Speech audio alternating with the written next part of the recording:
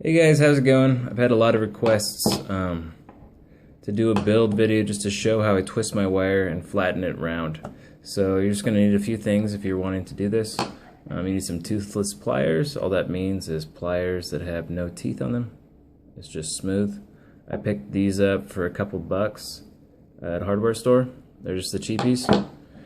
Some wire clippers of some sort of pliers to hold onto this wire as you twist it. Something to wrap your coil with down the road, and some 28 gauge wire. I'm using Temco wire. I like it, it's cheap, for $6 for 100 feet or something crazy.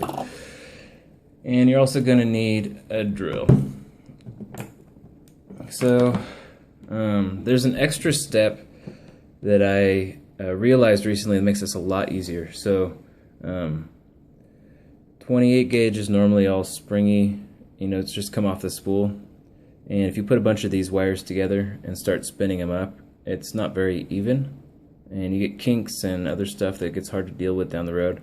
So I realized a way to totally straighten these wires out, and I have 3 done beforehand, just so you don't have to watch me do all 4 of them. That's the same exact 28 gauge wire, and I'll show you how to straighten them out. It makes it a lot easier. So all I'm going to do is take this 28 gauge, put it into the chuck of the drill, clamp it down. Make sure it's not just going to pull out of there. It is just going to pull out of there. Always on video. Alright, if you get it in the side of at kind of an angle, sometimes it helps to help the chuck kind of grip onto it. There we go. Alright. I'm going to tighten this down. Nice and snug. Grab my pliers, and I'm just going to grab this wire on the end of the wire. Grab a hold of it, pull it, not a huge amount of tension, just so it's straight and it's not going to kink on us, and then just start twisting it. It doesn't take a lot of twists. It should straighten out real nicely, probably already. And then I grab this wire to hold tension on it, because sometimes if you just let go of it, it will kink up on you, and so that allows it to untwist a little bit, and it just keeps it real straight. So I'm going to go ahead and get this out of the chuck. Now, just do that 4 times, or however many times that you want to do this. The reason I'm using 28 gauge wire is because I've tried basically every gauge from 32 all the way up to 22 of twisting them, and I found that the 28 gauge has some pretty interesting properties. Once it's twisted up and flattened, water will literally just run across this. And if you look through my other videos, you'll see some of those videos where I have the different kinds of wire gauges that have been twisted, where water is just shooting across it, and the wire itself wicks really well. So that's why I'm using 28 gauge. It doesn't matter. It doesn't seem to matter if I use 4 strands or 6 strands. If I use this method, it always has the same kind of wicking properties. So I'm going to go ahead and get this into the chuck of the drill here.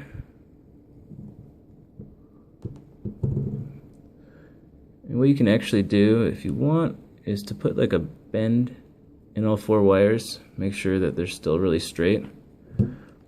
And see if I can't rotate that out. What you can actually do here is stick this little corner into that chuck as you tighten it down, and then you hold the rest of the wires coming out. You want them to be coming out in the center, right in the center of that drill chuck, and so the wires poking out the side give that chuck something to hold on to, but you still have your wires basically right in the center of the drill for when you're spinning it.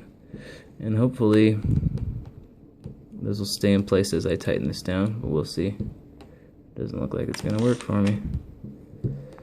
So let's have to readjust it.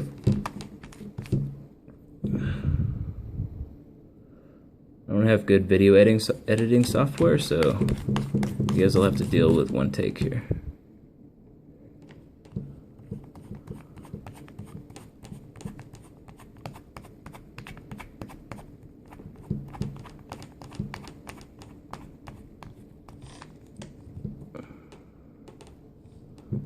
I got it that time. Tighten this up.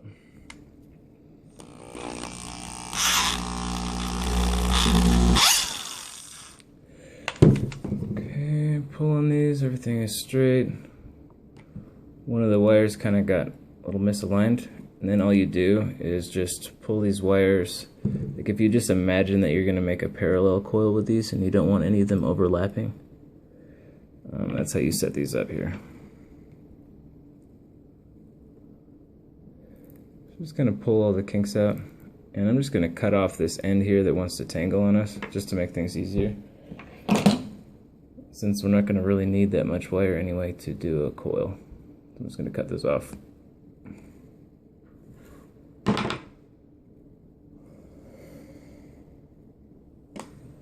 And so I'm just holding it, get as much tension out of these as I can and evenly. And then once you feel like you've gotten enough of it out, you can grab the end with the pliers, clamp down real hard, and then kind of bend it a little bit. Then you can pull on this and you get a lot of tension. And make sure you're twisting in the same direction that you twisted those wires originally. And start twisting it up slowly.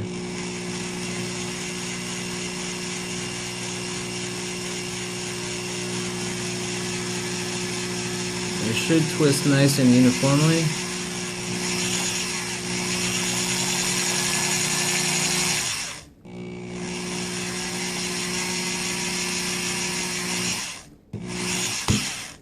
Once it gets to this point, these wires are already going to stick together on their own.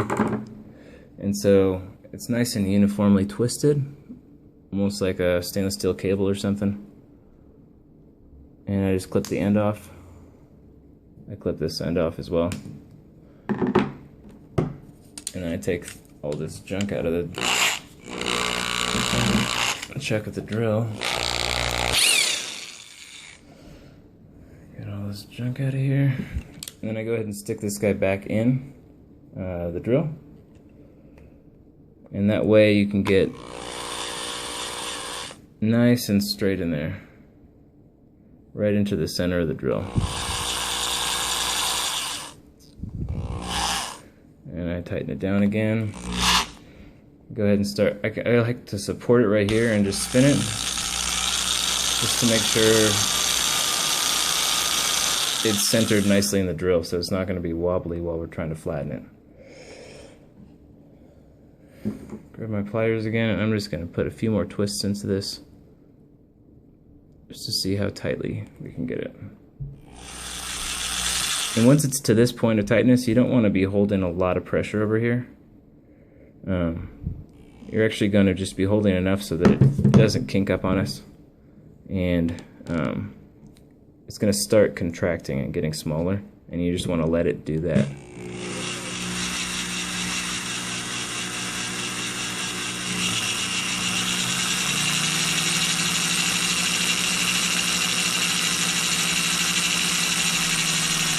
So as it twists up this much, you can see that it's pulling the wires shorter.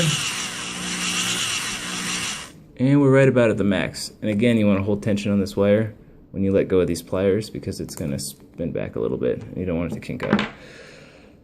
And then I'm going to grab my toothless pliers. I can just tell if I take this any farther, it's probably going to kink up, and it would ruin all the wire. There's probably, what, 10 feet of wire in there, so yeah. And these are the newer ones that I got. I use these guys for quite a few months, and I have all these grooves on them, just from flattening the wire again and again. And it started making my wire kind of junky looking, so I'm retiring these guys. And these ones seem to work just fine. So a lot of people who try this say that their wire keeps breaking on them, and I think the only reason the wire is going to break is because you put too much pressure with these pliers, and you hold the wire still, and then it starts over twisting in one section, and it's already almost twisted to the max, so it's just going to break off on you. So you just want to hold real light pressure, especially the first pass. The first pass on this wire is mostly just to tighten it up, make sure that everything's evenly twisted and tightened, and so it's real loose amount of pressure. and you just kind of go gradually up the wire. I like to hold also my finger right here to support it, because the wire will kind of spin around. I like to just hold my finger there just slightly.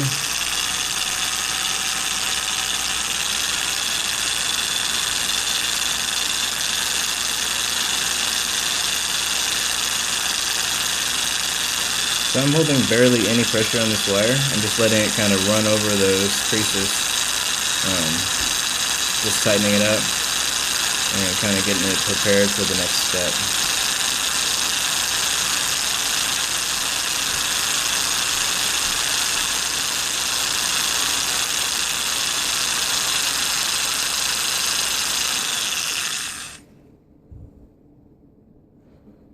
I'm just going to keep doing it. And each time you go, you can put a little bit more pressure. As the wire gets flattened a little bit, it creates a very uniform surface. It's almost like a screw. So you can imagine that you're unscrewing a screw through these toothless pliers. And each time you go over it, it flattens it a little bit more.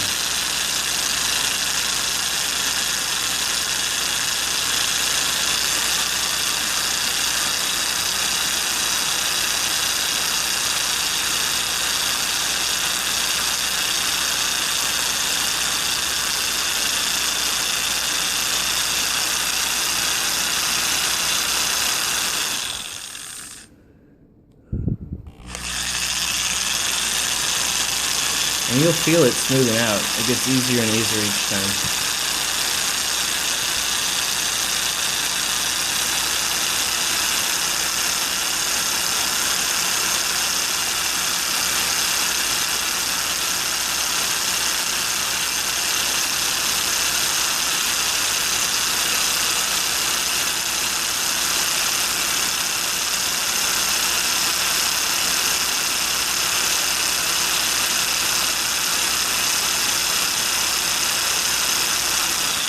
If you feel the wire jumping around towards the end, back off it a little bit. You don't want to just keep powering through that, because that will break the wire. What's actually happening is that these are tightening up more and more and more.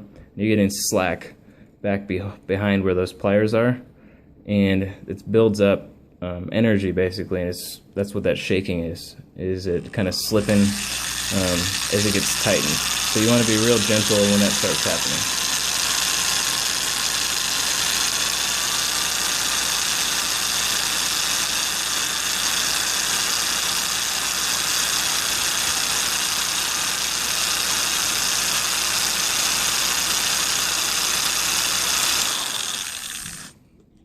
Okay, do it a couple more times and it should be done.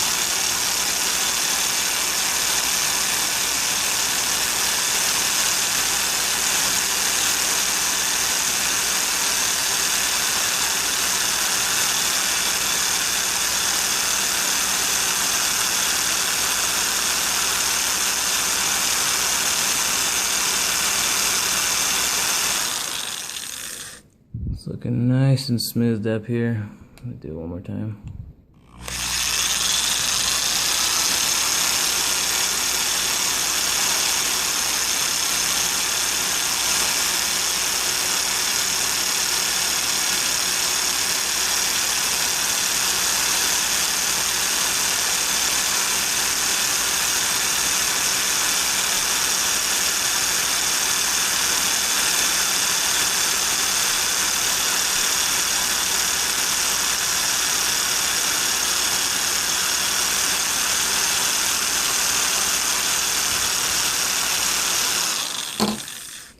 Take it out of the chuck.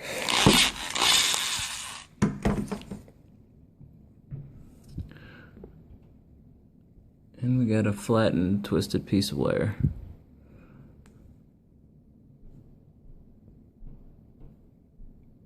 And that's ready to build a coil. And I'm just going to wrap up a quick coil. Because you might be wondering, what's special about this wire? Why go through all this trouble? We'll basically have a totally flat piece right here, but as you wrap a coil with it,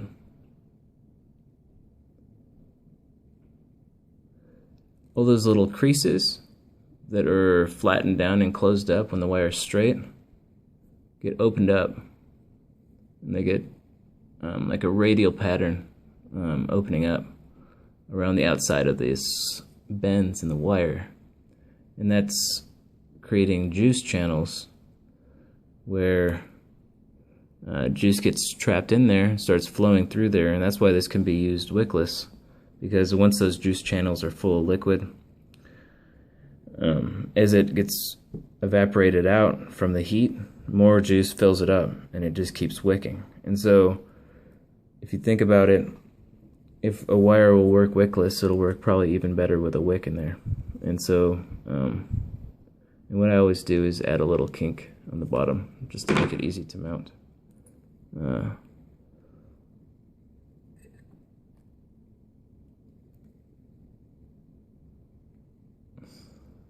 And my favorite coil probably ever that I've been really loving recently is 6 strands of 28 gauge that I do this process to, and then do 4 wraps around about 2.5 millimeter bit. Comes out to about 0.15 ohms with 4 wraps, and it's freaking awesome with a single coil. So you don't always need dual coils. When you're using 4 strands like this, I find if you do 5 or 6 wraps, it takes a long time to heat up. I mean, 4 wrap dual coiled will probably bring it down to the 0.14 ohm range. But that's what I really like. And so that's how I make the wire. I hope that helps somebody. I hope other people can enjoy this stuff because it's awesome. Sorry. That once you make this wire, there's all these little pieces of metal basically that are breaking off of the wire itself and also off of those pliers. Like the pliers I showed you earlier, they have those deep grooves in them. I mean, that metal had to go somewhere, and it could have gone into the little grooves of the wire. And it's probably not a good idea to inhale tiny metal fragments. So what I always do before I actually use a coil is I'll take the wire when it's still flat like this, and I'll put soap, like dish soap, on it, wash it really good, and then rinse it under water for about 5 minutes just to make sure all that soap is off and all of those little particles get washed out of there before I use the wire. It's highly recommended. I didn't used to do that, and I noticed a really strong throat hit for the first, drip session or so, and I'm pretty sure that was irritation caused by metal particles. So I took one for the team already. You don't have to do that, so wash your wire, guys and gals, after you do this kind of stuff to it. Anyway, that's it.